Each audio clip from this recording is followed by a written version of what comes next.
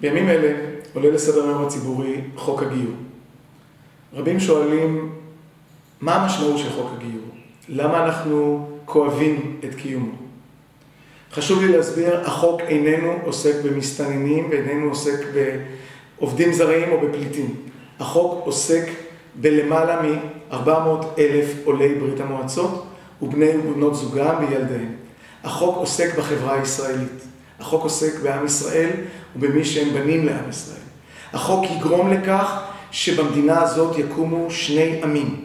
החוק יגרום לכך שמאות אלפים שהיום יכולים ורוצים להתגייר, יהיו מנועים מלהתגייר. מכיוון שמנהל הגיור לכל דבר ועניין יישלט על ידי אותן קבוצות שלא רוצות גיור. מה המצב היום? מה החוק מבקש לשנות? ומה אומרים לנו שהוא רוצה לשנות? אומרים לנו שהוא נגד מסתננים. אומרים לנו שהוא נגד עובדים זרים. אל תיתנו למישהו להטעות אתכם. בחוק אין זכר לאזרחים זרים. אין זכר לעובדים זרים. אין זכר לחוק השבות.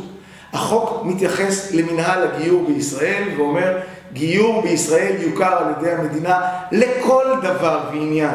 נישואים, גירושים וכל דבר, רק על ידי מנהל הגיור.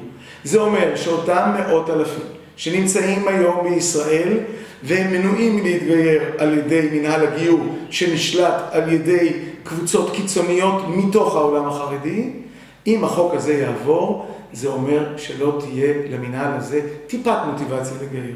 היום יש בתי דין גיור פרטיים, יש קבוצות של הרב שטיינזלץ, הרב רוזן, הרב רבינוביץ', הרב ריסקין ואחרים שמגיירים. ברוך השם, מאות רבות התגיירו, אנחנו מאמינים שהמספרים ילכו ויגדלו. אבל גם מי שאומר אני לא רוצה בתי דין פרטיים, עדיין יש לו דרך אחרת. הוא יכול להגיד, בבקשה, הגיור יעשה על ידי הרבנות הראשית, שתסמיך את רבני הערים. גם את זה החוק לא נותן. החוק אומר רק דבר אחד, מנהל הגיור יישלט וישלוט על כל אזרחי ישראל. חשוב לומר, מנהל הגיור הזה שיגייר, הגיורים שלו לא מוכרים על ידי הרבנים והעולם החרדי. כלומר, אלה שמשתלטים על מנהל הגיור ויקבעו לנו איך וכיצד מגיירים, הם בעצמם לא מכירים בגיור שהם עושים. אני פונה בשעות האלה אל מנהיגי הציונות הדתית ואל מנהיגי המחנה הלאומי. מי יודע אם לעת כזאת הגעת למלכות? אתם נמצאים בצומת דרכים קריטית. יכול להיות שיטעו אתכם, יכול להיות שלא הבנתם טוב. היום אתם מבינים היטב. החוק הזה לא נועד להילחם במסתננים.